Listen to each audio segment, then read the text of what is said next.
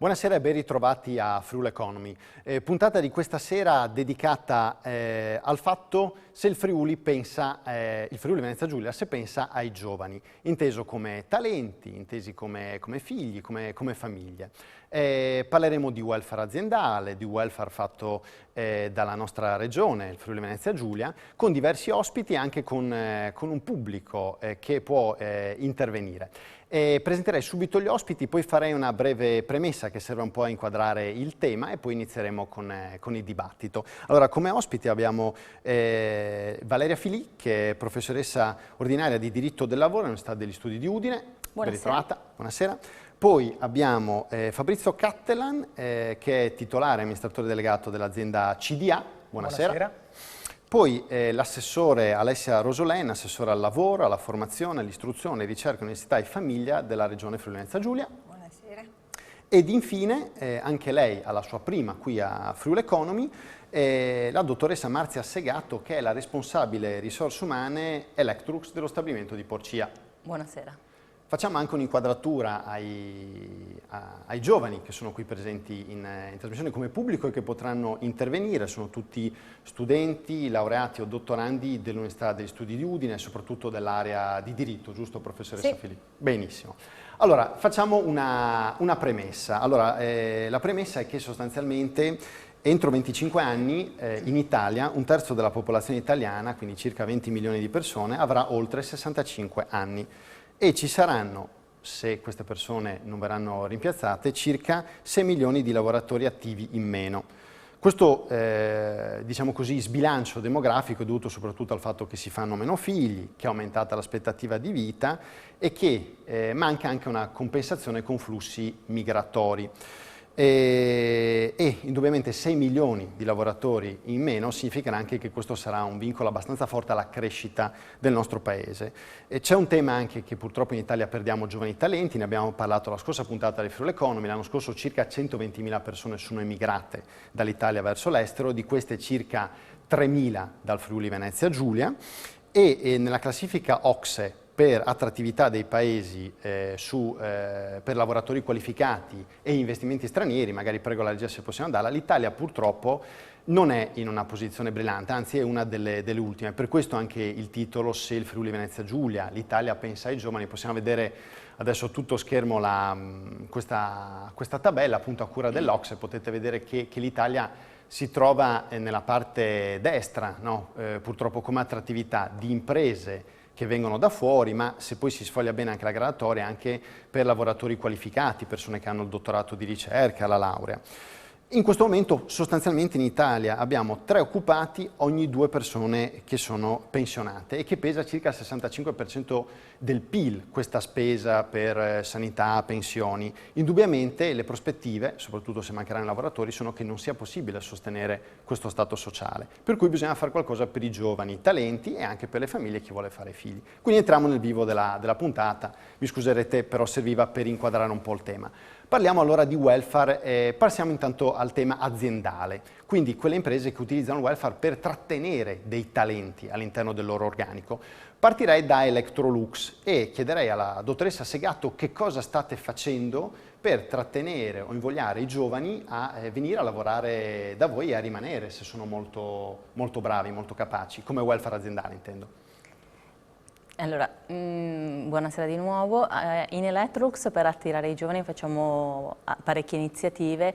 Il welfare è uno degli elementi, abbiamo il welfare contrattuale che abbiamo proprio negli ultimi 2 anni gestito attraverso una piattaforma che dà la possibilità di estendere la possibilità di gamme di prodotti e di servizi che le persone, i giovani come gli altri dipendenti possono scegliere, quindi abbiamo diversificato la nostra proposta, quindi attraverso il portale che utilizziamo le persone possono scegliere dall'acquisto di buoni online piuttosto che buoni benzina, piuttosto che servizi o contributi a spese che hanno sostenuto in relazione alle loro scelte, per esempio di nidi o cose di questo genere. Però poi ci siamo orientati sostanzialmente su 2 binari, quello del del concetto del benessere. Adesso i lavoratori, i giovani soprattutto, scelgono un lavoro perché è stimolante, perché è interessante, ma anche perché dove si recano a lavorare è un ambiente attraente da tutti i punti di vista, dal punto di vista della location, e quindi abbiamo incominciato a rivedere, ripensare i nostri spazi interni, dalle aree ristoro, dove per esempio abbiamo anche inserito spazi ludici, a proprio gli uffici, piuttosto che invece offrire dei servizi che possono essere sempre più interessanti, anche di supporto alla vita ordinaria. Per esempio nel sito di Porcia abbiamo attivato nell'ultimo anno una lavanderia, una semplice lavanderia che però dà modo anche ai giovani, magari di nazionalità diverse, che vengono e trascorrono un periodo presso la nostra azienda o iniziano a lavorare con noi, la possibilità di fare il bucato durante il loro orario di lavoro. Questo va nella direzione anche di cercare sempre un più corretto bilanciamento tra quello che è la vita professionale e la vita personale, perché giovani talenti ci siamo resi conto che hanno sempre più questa esigenza di trovare una giusta dimensione. Poi quando l'aspetto lavorativo e professionale li attira molto, spendono tempo in maniera assolutamente flessibile, e per cui un altro degli aspetti su cui abbiamo investito è proprio il rendere il lavoro in modalità più fluide. Uno di questi per esempio è l'attivazione dello smart work. Ecco, dopo parleremo diciamo così in modo più approfondito dello smart working, ma perché professoressa Fili il welfare aziendale è così interessante per l'azienda, ad esempio anche per una questione di costo? Il welfare aziendale significa andare ad aiutare le carenze del welfare statale, non a sostituirle. Quindi il welfare statale resta la base, il pilastro fondamentale. Il welfare aziendale però può integrare tutta una serie di prestazioni grazie all'aiuto dell'azienda, e questo può risultare addirittura conveniente se lo Stato con la legislazione incentiva questa forma. E le ultime leggi di stabilità 2016 e 2017, a questo mi riferisco, hanno incentivato il welfare aziendale andando a toccare la fiscalità, cioè riducendo il costo di queste prestazioni, per cui a un lavoratore conviene di più, diciamo, commutare, trasformare delle somme di denaro in prestazioni che l'azienda rende. Questo diventa uno strumento allora doppiamente conveniente per l'azienda, che rende un servizio ulteriore, che fidelizza i dipendenti, che li fa stare meglio, che crea benessere molto spesso anche nell'ambiente circostante, perché c'è anche un impatto sul territorio, quindi sulle famiglie a cascata, e per i lavoratori che stanno meglio nel posto di lavoro, quindi sono più produttivi, più stimolati e si sentono di più fidelizzati, e quindi vivono questo senso di appartenenza quasi con orgoglio. Quindi è importante da vari punti di vista. Ecco, Assessore Rosolin, parlando di diciamo così, Regione Friuli Venezia Giulia, che cosa avete fatto a sostegno fino adesso, a sostegno di quelle famiglie che hanno entrambi i genitori che lavorano in una famiglia? Io ricordo che la Regione Friuli Venezia Giulia già nel 2008, nella legge la legge sul lavoro, che gestisce e che coordina ancora adesso il lavoro, ha inserito nella responsabilità sociale d'impresa, ha determinato nella responsabilità sociale d'impresa uno dei suoi pilastri. Investiamo moltissimo in welfare aziendale, nel senso che cerchiamo di aiutare con quelle che sono le misure che aiutano, le misure statali, le aziende a utilizzare questi strumenti. L'abbiamo fatto ultimamente nella finanziaria, immaginando deduzioni ulteriori dell'IRAP per le aziende dove viene applicato il welfare aziendale. Poi ci sono tutti una serie di aspetti che sono stati toccati rispetto ai servizi sul territorio, piuttosto che all'aiuto alle singole famiglie. In questo momento la Regione Friuli Venezia Giulia non ha una legge sostanziale, è formata sulla famiglia. Ecco, infatti le volevo fare proprio una domanda su questo. È stato annunciato da Federica questo pacchetto famiglia, E le volevo domandare... È uno dei temi importanti sui quali credo stiamo lavorando. E lei ci può annunciare qualcosa riguardo appunto a questo pacchetto? A livello concreto cosa farete ad esempio per la natalità, per chi vorrebbe fare figli? Noi abbiamo già inserito nella legge finanziaria del 2019 una misura che sembra banalissima e in realtà sta dando dei risultati importanti, che è l'asilo nido gratuito per il secondo figlio. Esattamente come ha detto la professoressa Fili, il tema dello stato sociale forte al quale le aziende e le singole persone si agganciano è il tema sul quale bisogna lavorare. Laddove lo stato sociale è forte, laddove ci sono servizi, ci sono aiuti, ci sono incentivi, le donne e gli uomini lavorano di più, dedicando al lavoro e alla qualità del lavoro più tempo e più energie. Ecco, asilo nido gratuito in base a punteggi dell'ISEE o per tutti? Asilo nido gratuito per tutti fino ai 50.000 euro di ISEE per il secondo figlio. Il primo figlio è ancora suddiviso in fasce, ma è una valutazione che stiamo facendo anche alla luce di misure nazionali che continuano ad essere incrementate. Ecco, questa misura è già attiva per il Questa secondo misura figlio? è già attiva, vale quasi 14 milioni, adesso ne inseriamo altri in finanziaria, ed è una misura che ha pagato molto, sia in termini di richieste, sia in termini di ricadute sul territorio. Ecco, Cattelan, lei nella sua azienda che cosa ha fatto fino adesso come welfare aziendale per, diciamo così, trattenere i migliori talenti e magari anche per aiutare quei lavoratori o quelle lavoratrici che volevano avere dei figli? Innanzitutto non si tratta di trattenerli, ma si tratta che se un'azienda va bene non è merito solo di chi guida. E quindi di conseguenza questo ragionamento porta anche a dividere anche una parte non solo di risultati ma anche economica con il proprio personale. Quindi noi dal 2015 dividiamo una parte degli utili con il personale. Dopodiché abbiamo alzato ogni anno l'asticella, 200 euro per ogni figlio, per i figli per l'acquisto di libri. Quando si va su una piattaforma e si possono acquistare i libri, arrivano a casa già copertinati e con il nome del proprio figlio. Abbiamo un autolavaggio aziendale per i nostri mezzi, l'abbiamo messo a disposizione, ogni 15 giorni possono lavare gratuitamente la propria auto privata. Secondariamente abbiamo messo una polizza Unisalute che copre anche fino alle cure odontoiatriche e alle lenti per gli occhiali. L'indirizzo aziendale può essere usato per recapitare dei pacchi. Quindi diverse iniziative che hanno fatto sì sia di aumentare la reputazione dell'azienda, far sì che abbiamo su 80 collaboratori diventano 80 commerciali perché vanno a casa e raccontano che l'azienda si sta bene. Questo non è comune che qualcuno vada a casa e faccia queste affermazioni, e secondariamente ci sono arrivate nella casella postale e anche quella delle lettere dei curricula che non ci aspettavamo come tipologie di profili, no? Proprio perché probabilmente siamo diventati attrattivi anche per dei talenti.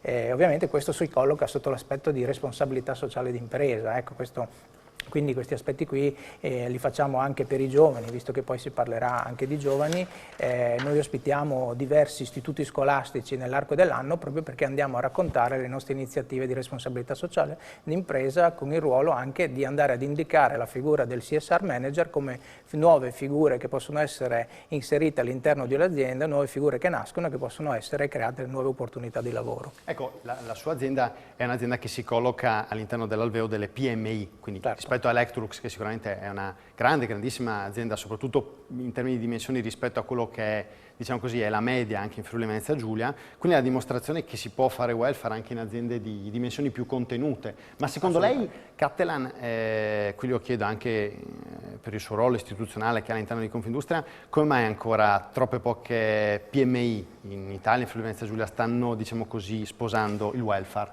Innanzitutto perché a mio avviso è un percorso da fare. Se chiedevate a me di dividere nel 2009 parte degli utili col mio personale, probabilmente avrei storto il naso. Quindi diciamo che è un percorso di consapevolezza che deve acquistare anche l'imprenditore. Sicuramente io sono stato molto aiutato da Anima Impresa, che è un'associazione no profit che opera qui sul territorio del Friuli Venezia Giulia e non solo, la quale promuove tutte le tematiche di responsabilità sociale d'impresa, e questa si colloca, il welfare si colloca sotto questo aspetto. Quindi sicuramente da lì c'è un'iniziativa, e quindi Tornando a Confindustria, anche Confindustria è uscita col manifesto della responsabilità sociale d'impresa, quindi cioè, c'è qualcuno alla finestra che sta guardando, c'è qualcuno che si sta muovendo e sta facendo qualcosa e qualcun altro che si sta chiedendo perché, quindi qualcosa sta cambiando, ecco, cioè, siamo tutti di fronte a dei nuovi paradigma dove ovviamente ci sono molte aziende che fanno l'analisi del clima aziendale, quindi perché fanno l'analisi del clima aziendale? Chiediamoci perché, le chiamiamo risorse, li chiamiamo dipendenti, cioè, quindi c'è un aspetto che secondo me ognuno dipende da se stesso, prima di tutto sono delle persone che lavorano in azienda, ognuno dipende da se stesso e ognuno può fare la differenza mettendoci del proprio. Io dico che ognuno di noi si alza la mattina per sentirsi realizzato, parto con questo spirito. Il compito di un imprenditore è che questa persona che lavora presso quell'azienda si sente anche ammirata per quello che fa durante la quotidianità. Questo è il mio pensiero. È il pensiero. Ci dobbiamo fermare per una breve interruzione pubblicitaria, poi torniamo qui a Friuli Economy a parlare di welfare aziendale e di welfare in Friuli Venezia Giulia per le famiglie.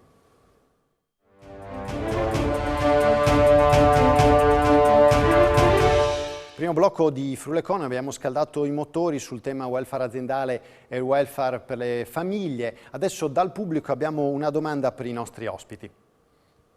Buonasera, io ero interessata a sapere, visto che avete diciamo così delineato quello che è il vostro operato a livello di welfare aziendale, se avete anche pensato a qualcosa volto alla formazione dei vostri dipendenti e magari nello specifico a qualche corso o a master appunto volto alla loro specializzazione. Grazie. E quindi alla loro crescita professionale. Ottima domanda, partiamo da Electrolux, poi vediamo che concidi ha.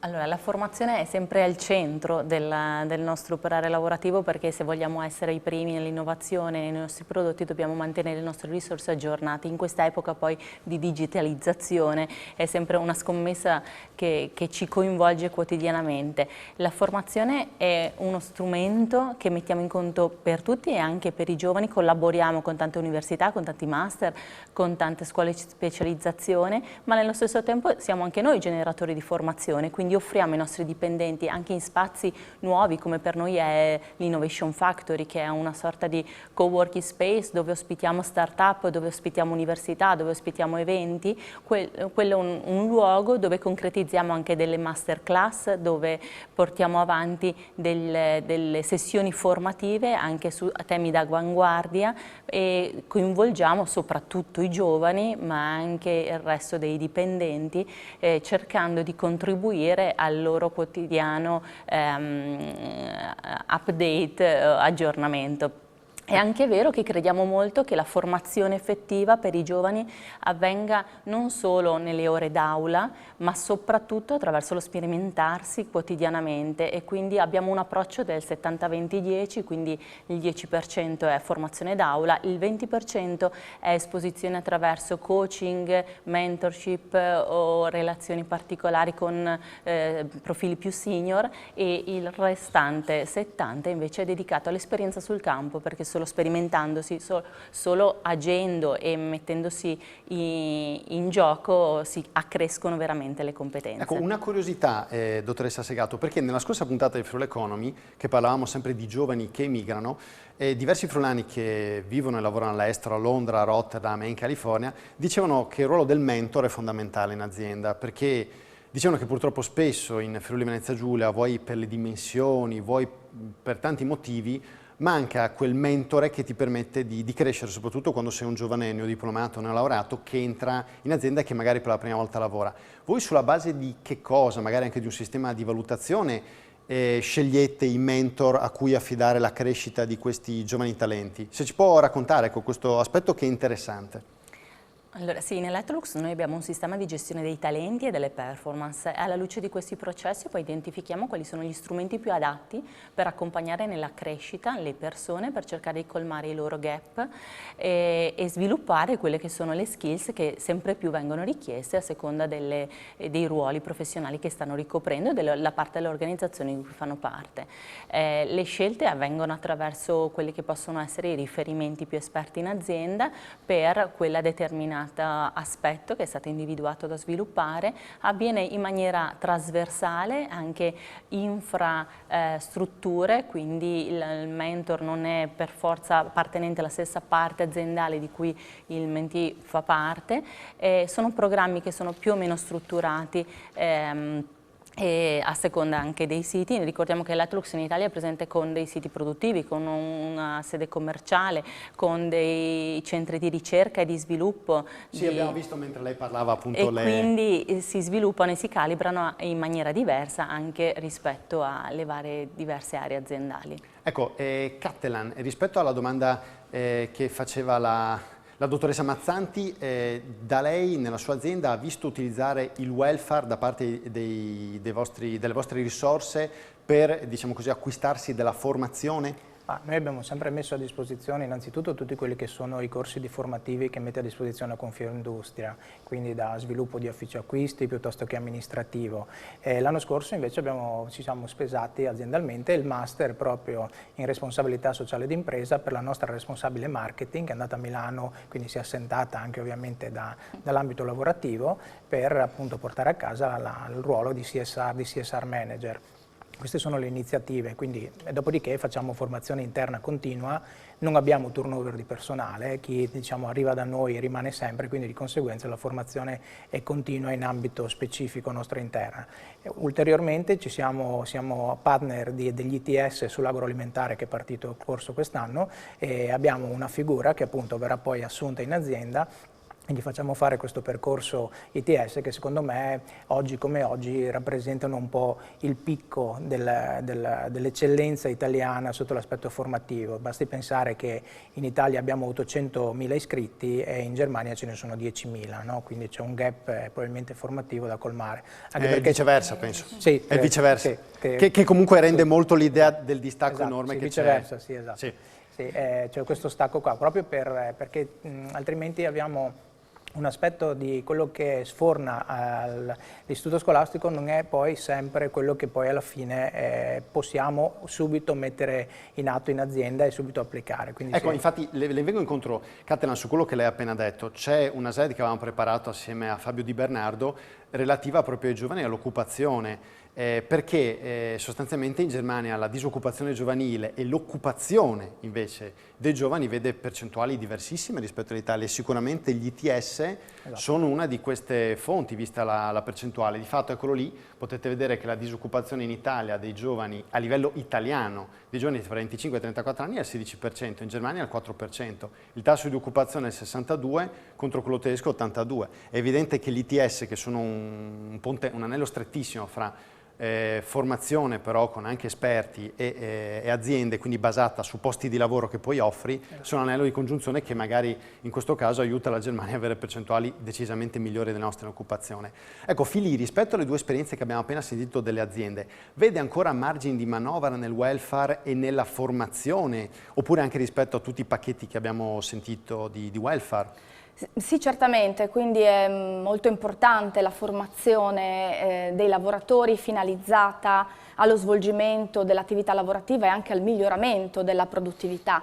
Ma in questi contesti aziendali ormai sempre più integrati, complessi, ricchi di diversità, è importante anche una formazione, specialmente a livello di management, quindi a livello alto, che riguarda l'inclusione della diversità. Oggi si parla molto di diversity, quindi il concetto di diversità declinato nelle varie potenzialità. Abbiamo le donne, abbiamo i giovani, abbiamo gli anziani. Oggi un altro tema di battaglia è l'active aging, cioè l'invecchiamento attivo. Abbiamo gli stranieri, abbiamo il problema linguistico, abbiamo il problema religioso, cioè abbiamo il problema dell'integrazione delle diversità all'interno di contesti aziendali che impongono di prenderne atto, perché noi abbiamo tutte queste persone che dobbiamo mettere insieme a lavorare per una finalità specifica.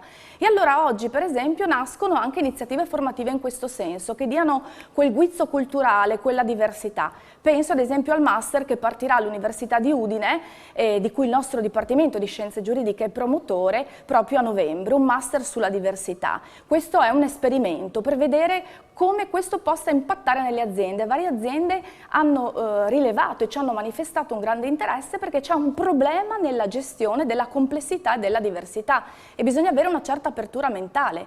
Pensiamo alle donne, pensiamo agli stranieri, ma pensiamo agli anziani. La popolazione anziana, l'abbiamo detto prima, è sempre più numerosa, non possono andare in pensione, devono lavorare, devono essere integrati, quindi declinabile sotto vari profili. Ecco, vediamo se magari le aziende Vediamo se magari Electrolux ha fatto dei passi in questa direzione, dottoressa Segato. La diversity fa parte quasi genetica di Electrolux in quanto multinazionale di origine svedese, molto presente nel globo, ma anche che si sta traducendo in termini concreti anche a Pordenone. Noi contiamo 47 nazionalità diverse in questo momento tra i nostri assunti, quindi capirete che la diversity già dal punto di vista di nazionalità è ben presente. Poi abbiamo stabilimenti che sono storicamente, per esempio quello di Porcia, molto femminili, quindi il tema della donna nel mondo del lavoro è stato affrontato fin dai reparti produttivi anni or sono, e quindi la sensibilità nell'inserimento della figura femminile con tutte le problematiche che si porta dietro, legate magari al mondo della famiglia, dei figli, sono state cose che sono state affrontate e che continuano ad essere affrontate, perché è vero che adesso la diversity si sta estendendo su più fronti. L'anzianità nel mondo del lavoro è una delle cose che stiamo cercando di fronteggiare anche noi, e non solo in termini di flessibilità e di aggiornamento degli staff, ma anche proprio concretamente nell'ambito produttivo. Invecchiare presso il sistema produttivo comporta delle serie di attenzioni, e il trattare i nostri dipendenti con sensibilità e con una capacità di adattamento reciproco, per cui l'attenzione su gestire anche questi aspetti che si stanno sviluppando c'è ed è forte. Ecco, mi ricollegherei all'assessore Rosolén. Abbiamo prima parlato intanto di questo aspetto importante per il secondo figlio, di poter partecipare all'asilo nido di fatto gratuitamente sotto un certo ISEE di 50.000 euro, dicevamo, giusto? Ecco, il pacchetto famiglia annunciato da Federica potrebbe portare il Friuli Venezia Giulia ad essere la prima regione in Italia a fare un balzo importante verso la famiglia. Ci può annunciare magari altre misure concrete che pensate di realizzare, di mettere sul campo a brevissimo in Friuli Venezia Giulia per sostenere le famiglie e soprattutto chi vorrebbe avere figli, giovani, ecco? È un tema amplissimo, esattamente come avviene all'interno del mondo del lavoro e come è stato enunciato dalla professoressa, dalla dottoressa Segato negli interventi che hanno fatto. È un tema che comprende tutte le fasce della vita. Ultimamente e negli anni, anzi, dello sviluppo di questo paese, si è pensato che quando si parlava di famiglia bisognava pensare solo alle giovani coppie nel momento della costituzione della famiglia. In realtà il tema, esattamente come è emerso, è qualcosa che accompagna la vita di ognuno di noi io dico, da quota 0 a quota 100, dall'inizio alla fine della nostra vita, perché le ricadute sono costanti. Non posso, perché non li abbiamo ancora definiti, annunciarvi delle cose, perché non è mio costume annunciare cose che non sono ancora state fatte. Posso dire che si immagineranno interventi di previdenza complementare, posso dire che si immagineranno interventi che riguardano i giovani e gli anziani nelle diverse fasi della vita. Posso dire che sicuramente si immaginerà già la società del futuro fatta di diversità, esattamente come è stato detto. Posso dire che sì, ed è il tema che ho utilizzato prima, che si parlerà sempre di più di uno Stato sociale che si assume il compito, l'onere di tutta una serie di servizi necessari perché ognuno di noi possa avere il tempo per sviluppare al meglio le sue competenze. Ma se mi permette, sì, volevo dire una cosa. Parliamo sempre male del nostro paese e abbiamo la mania di parlare male della nostra regione. Io prima di venire qua mi sono guardata un po' di dati anche rispetto all'applicazione del welfare aziendale all'interno delle piccole e medie imprese della nostra regione. Beh, non è malissimo, perché un'impresa su 3 nella nostra regione applica qualche forma di welfare aziendale, qualche intervento che agevola la vita dei lavoratori, dai buoni pasto a tutti gli elementi che sono stati ricordati fino adesso, fino alle agevolazioni per i mutui, per i finanziamenti. E credo che questo sia frutto di una sensibilità Abbiamo qua due rappresentanti del mondo produttivo che in questa regione forse ha anticipato quanto è avvenuto e sta avvenendo nel resto del nostro paese, ed è su questo che secondo me bisogna lavorare. Lo dico sempre, far capire che ognuno di noi, che sia l'imprenditore, il lavoratore, la giovane madre, la persona anziana, fanno parte di un sistema complessivo che è fatto di mutualità e di aiuto nel corso di tutta la vita. È quello che credo sia il futuro di tutte le riflessioni che soprattutto in tema di famiglia vanno ancora fatte. E a tal proposito voglio aggiungere un'esperienza proprio recente che abbiamo, proprio nell'ottica di prendersi cura del lavoratore in tutte le sue fasi della vita e in tutte le sue esigenze, che sono diverse dal neoassunto alla neomamma o neopapà, a proposito di diversity, ma anche a quella fascia di dipendenti che si trova a fronteggiare delle esigenze completamente diverse. Non più conciliare la vita con le esigenze di un neonato in casa, ma per esempio di un anziano. Noi abbiamo di recente aperto uno sportello per facilitare tutte quelle che sono le consulenze, i supporti per quella che è l'assistenza domiciliare a 360 gradi, quindi mettiamo a disposizione una volta alla settimana per i nostri dipendenti, attraverso una partnership proprio con un'azienda giovane di origine udinese, questo tipo di servizio aggiuntivo. Bene, ci dobbiamo fermare per una pausa pubblicitaria, ci scusiamo se abbiamo un po' sforato, torniamo tra pochissimo qui a Friuli Economy.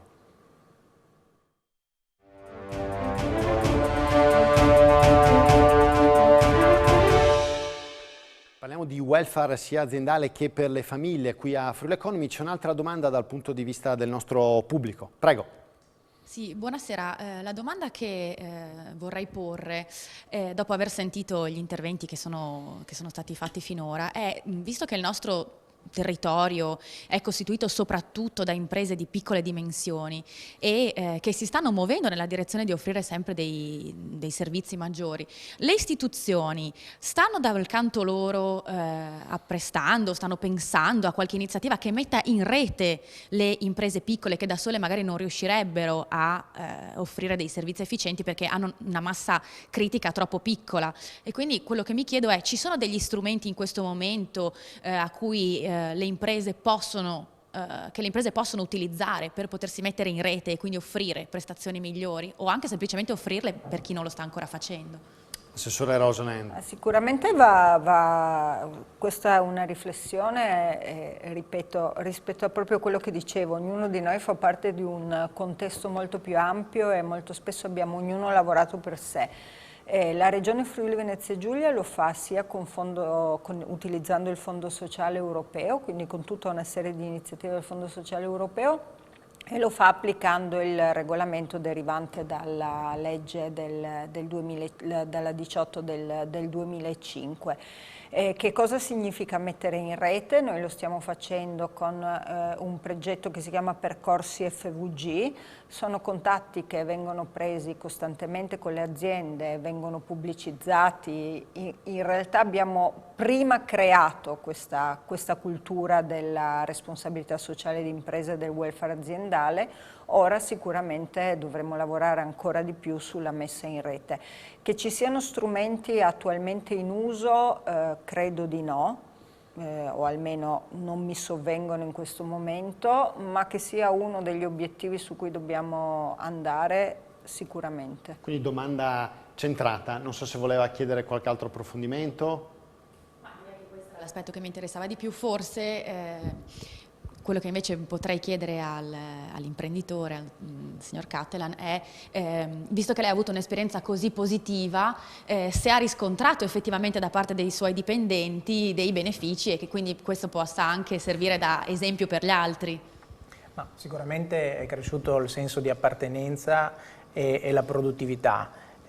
Ovviamente bisogna ogni anno mettere in campo qualche cosa, perché sennò altrimenti si rischia che tutto diventi scontato, che ormai è un bene acquisito e si continua su questa, quindi va sempre stimolato e va sempre rafforzato quello che diciamo di nuovo facciamo e mettiamo in campo. Dobbiamo anche dire che tutto questo non è stato calato dall'alto. Prima abbiamo fatto una survey interna nella quale abbiamo chiesto che cosa preferivano le persone a livello di welfare aziendale. Ma tramite un questionario? Tramite un questionario, esattamente, a tutti indistintamente, no? E dopo ovviamente sulla base delle maggiori richieste infatti abbiamo cambiato per esempio il fatto che quest'anno introdurremo il fatto che non tutti volevano i libri di testo per i propri figli, anche se avevamo concesso di cedere il buono magari a chi aveva più figli, quindi lo metteremo sotto un ruolo di un'azienda locale, magari sotto il profilo dell'abbigliamento. Ecco, non volevamo fare dei buoni che fossero, diciamo, su dei competitor mondiali, ma bensì cercare di calare proprio sul territorio, proprio perché lo stesso abbia una ricaduta qui localmente. Ecco. Posso aggiungere una cosa? E questo è uno dei dati sul mettere in rete. La Regione finanzia i libri di testo per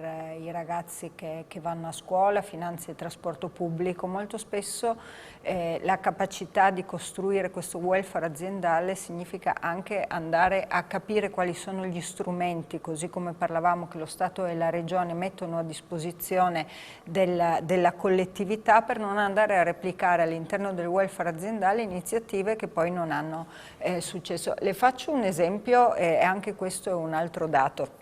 Ovviamente, come dicevo, applicando anche leggi nazionali, non riesco a trovare il dato tra le mie cartelle, è stato presentato a settembre del 2018 il risultato dei primi 10 anni di applicazione di un sistema di formazione e di conoscenza del welfare aziendale. Il dato infatti che vi riportavo prima, ossia che un'azienda su 3 si occupa di welfare aziendale o comunque lo applica, è suffragato da ulteriori dati, quindi da un numero di aziende molto alte, leggevo qua, in cui dice che il 90% di coloro che hanno fatto ricorso a piano di welfare di un qualsiasi genere hanno riscontrato il miglioramento del clima aziendale, l'87% ha rilevato una maggiore produttività da parte dei dipendenti, il 72% il miglioramento dell'immagine e quasi il 50%, a proposito proprio della capacità di trasmettere le informazioni, le conoscenze e le possibilità, il 50% ha evidenziato il miglioramento dell'immagine aziendale nella filiera dei clienti, dei fornitori e di tutti i consulenti esterni, e c'è ancora un dato che secondo me è forse ancora più importante e suffraga l'importanza di investire in questo. In quasi il 20% delle aziende è diminuito il turnover ed è diminuito il tasso di assenteismo, che rimane altissimo, ed è questo un altro momento di riflessione, nelle aziende più grandi, laddove probabilmente il welfare aziendale non viene applicato in maniera corretta o le persone non si sentono parte di un progetto complessivo. Professoressa Filì, fino adesso tutto bene, tutto bello, lei vede ancora però dei margini, qualche cosa che a livello privato o pubblico si potrebbe fare per crescere ancora, visto che abbiamo capito che il welfare è così importante sia a livello privato che pubblico per sostenere le persone che vivono in questa regione e che vogliono continuare a farlo? I margini di miglioramento ci sono senz'altro, anche perché partiamo da quella situazione che lei aveva descritto all'inizio, e c'è una situazione di sbilanciamento per quello che riguarda la famosa piramide dell'età, cioè abbiamo più anziani che giovani e in progressione sarà sempre di più. E allora vorrei tornare proprio alla domanda della trasmissione, cioè dobbiamo pensare ai giovani. Pensare ai giovani significa allora centrare molto queste politiche aziendali e regionali e statali sulle donne giovani, che sono quelle che poi devono fare i figli, e quindi la loro propensione all'attività lavorativa ma anche alla procreazione deve essere incentivata e non disincentivata. Ecco, in che modo si potrebbe incentivarla in più rispetto a quello che lei ha sentito fino adesso o che si fa normalmente in regione? Quello che ho sentito fino adesso non è comunque abbastanza, perché lei prima ha fatto vedere i dati della Germania. Ebbene, io che sono nel mondo dell'università e visito consessi internazionali, ieri sera, fino a ieri notte ero a Ginevra ad un convegno internazionale, ci sono donne giovani con i bambini piccoli che lavorano anche all'interno delle università o in tantissimi ambiti e non rinunciano a alla maternità per la loro carriera. In Italia invece questo accade, perché io vivo immersa tra i giovani che svolgono delle attività di un certo livello, ma sono anche immersa in realtà professionalità in cui non c'è bisogno della laurea, e le donne spesso rinunciano alla procreazione. Allora c'è un problema. Il problema è molto interessante, per esempio, la soluzione offerta dalla regione, cioè il nido gratis per il secondo figlio. Io dico deve esserci anche per il primo figlio, perché il primo figlio è quello che dà il via all'operazione procreazione. Quindi in realtà certamente c'è un problema di risorse. Lei ha puntato sul secondo figlio, questo è molto positivo, ripeto. Ma lo facciamo anche sul primo, sì, è in base al reddito ISEE. Certo, però i redditi ISEE purtroppo sono molto bassi, e invece c'è tutta una fascia reddito medio che fa fatica a fare certe scelte, perché l'impatto è poi molto importante, specialmente sulla carriera delle donne. Consideriamo proprio le donne come soggetti principali. Quindi su questo bisogna lavorare. In più voglio aggiungere un altro discorso, il problema dell'invecchiamento attivo, che non è slegato dal problema dei giovani. Oggi all'università noi abbiamo un gruppo di ricerca sull'active aging, cioè sull'invecchiamento attivo, che riguarda tutte le discipline, perché siamo tutti, come dire, destinati, ci auguriamo, ad invecchiare, e quindi le ricadute nella medicina, nelle scienze, è a 360 gradi. Anche su questo si deve lavorare, perché la staffetta giovani-anziani deve essere gestita in maniera positiva. L'anziano non è qualcosa da buttare via, non deve essere vissuto come un peso, le sue risorse devono essere, come dire, sviluppate, e si deve creare quella sinergia in cui ci può essere quel trasferimento di competenze di cui prima si è parlato, ma sul serio, come accade in altre situazioni, in altri paesi, in cui l'anziano è anche sgravato parzialmente dell'attività lavorativa, ma ha quasi un'attività di tutor, cioè didattica. Ecco, utilizzerei questi spunti che ha dato la professoressa Filì per domandare, quindi, innanzitutto alla Rosolén se fosse possibile estendere anche al primo figlio in modo integrale quello che avete pensato sul secondo, quanto costerebbe, se fattibile, ecco. In modo integrale non abbiamo fatto ancora proiezioni rispetto al primo figlio. Le dico che sicuramente, come ho annunciato prima, nella legge sulla famiglia andremo a rivedere complessivamente il contributo sugli asili nido, perché va a sommarsi ad interventi nazionali tramite l'INPS, tramite altri soggetti che in questo momento causano molto lavoro a ogni genitore, anche solo per reperire questi fondi. C'è un altro dato su cui siamo intervenuti in maniera sostanziale, che forse ho sminuito rispetto a quella che è la sua portata, e anche questo ci ha dato dei risultati enormi nei primi 5 mesi del 2019. Noi abbiamo immaginato incentivi importanti per l'assunzione delle donne che hanno figli di età inferiore ai 5 anni.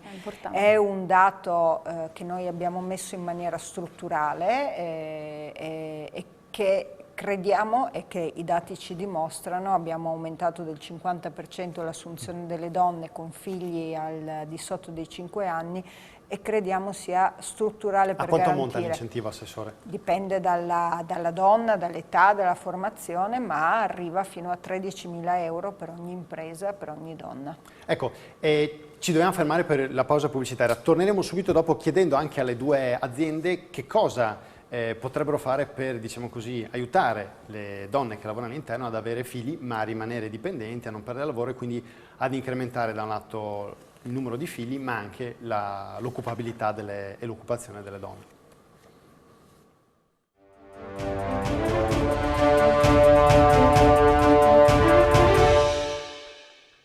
Bene, come avevamo detto, giriamo adesso anche alle imprese questa riflessione che ha fatto la Filì. Chiederei alla Segatto che cosa avete fatto nell'Ectrux e magari che cosa pensate di fare a livello innovativo per aiutare magari le dipendenti donne che avete ad avere figli e quindi a incrementare anche, voglio dire, il numero di giovani che vengono al mondo in questa società che ha un serio problema di invecchiamento della popolazione e di sostenibilità dello Stato sociale.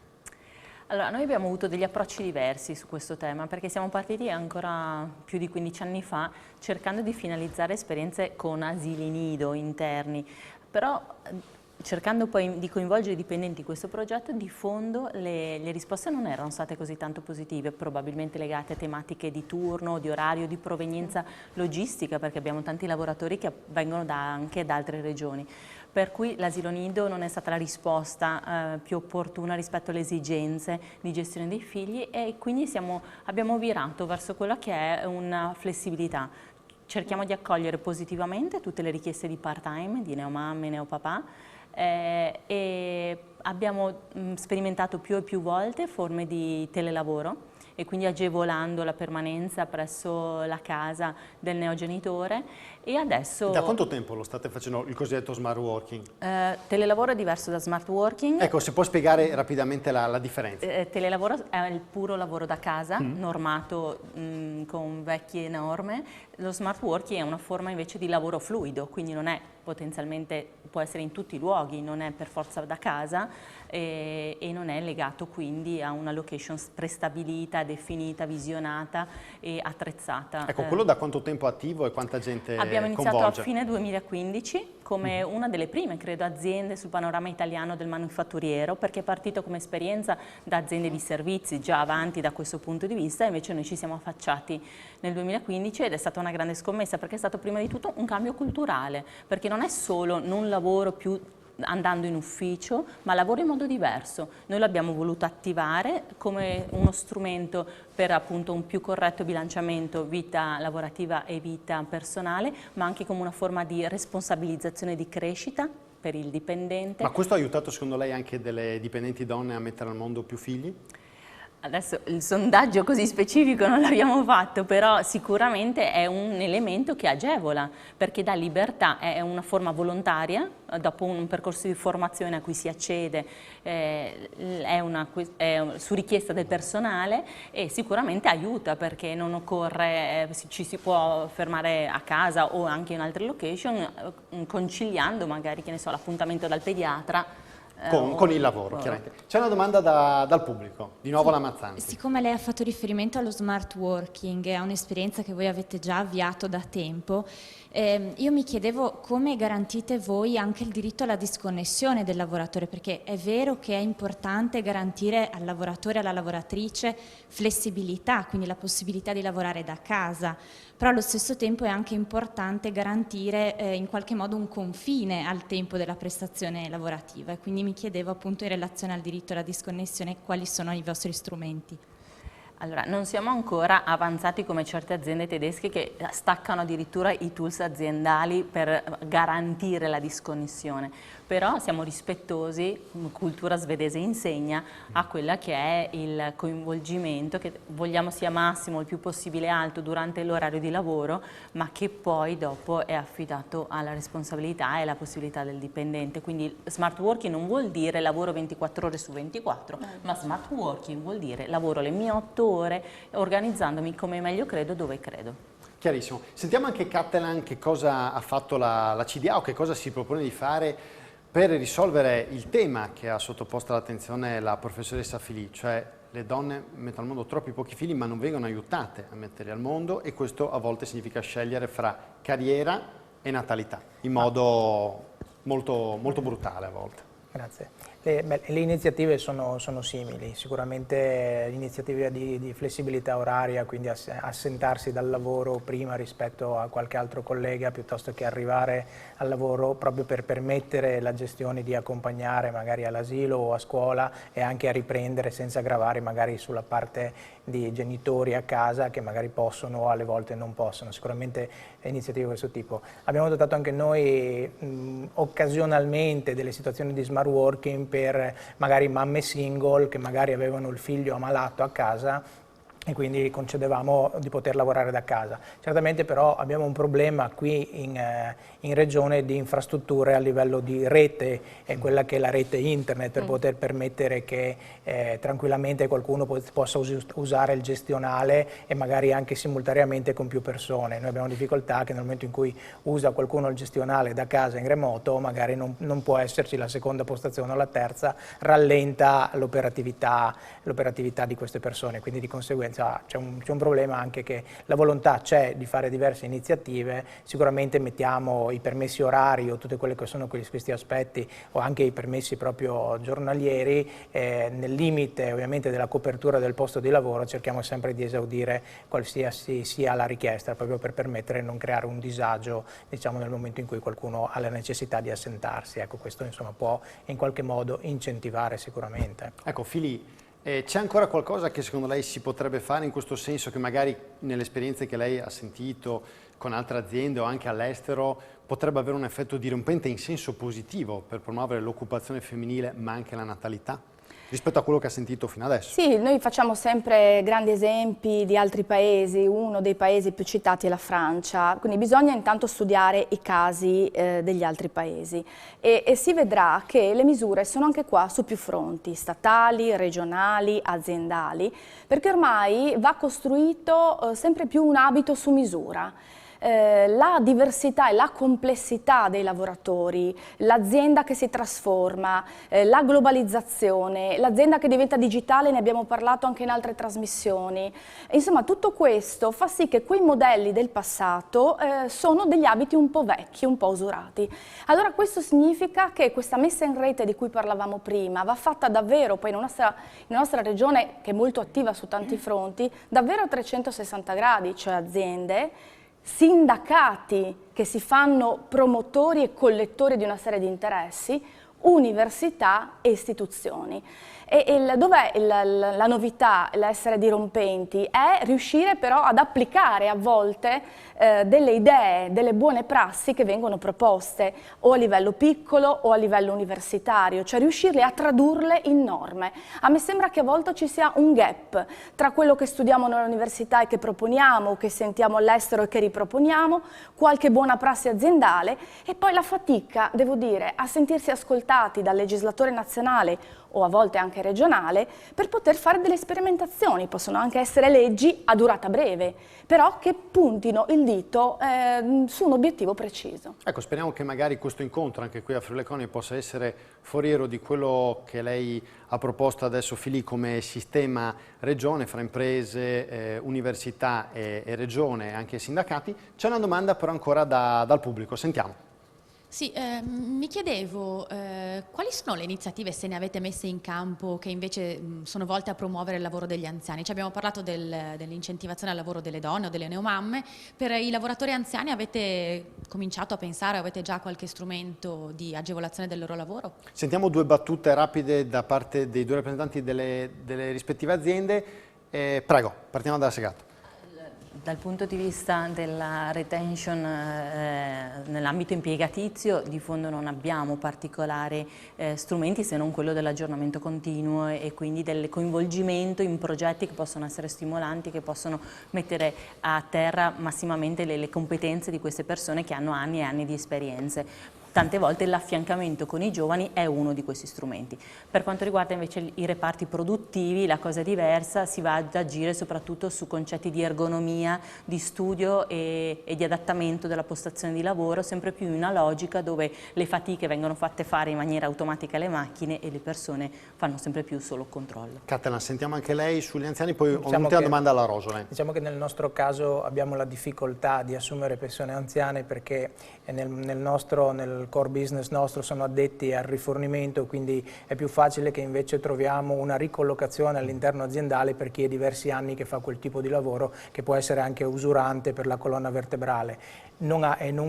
Questo non vuol dire che qualcuno che magari abbia 50 anni magari è in piena salute più di uno di 20, però ci sono aspetti che poi vanno conciliati con aspetti tecnologici di utilizzo del palmare piuttosto che diventano dei venditori, quindi la complessità non è solo un aspetto proprio di lavoro che può essere alle volte anche appunto pesante, ma c'è anche una complessità di tecnologia che viene inserita per poter svolgere la mansione. Ecco. Vedo che la Da questo punto di vista anche noi abbiamo veramente fatto un grosso investimento per quello che è l'aspetto del digitale. Abbiamo fatto dei corsi di formazione per cercare di fare un passo in avanti per tutti i nostri dipendenti, anche appunto quelli più anziani nei reparti produttivi che magari su questo fronte sono stati un pochino più deboli e quindi per elevare il loro livello di competenze in questo mondo che cambia. Quindi ecco, l'investimento sul digitale è stato fatto ed è una delle cose su cui crediamo molto. Ecco, Assessore Rosolin, rispetto a quello che diceva la Fili di mettere a sistema queste competenze, queste idee, dove lei pensa che in futuro su questo ambito qua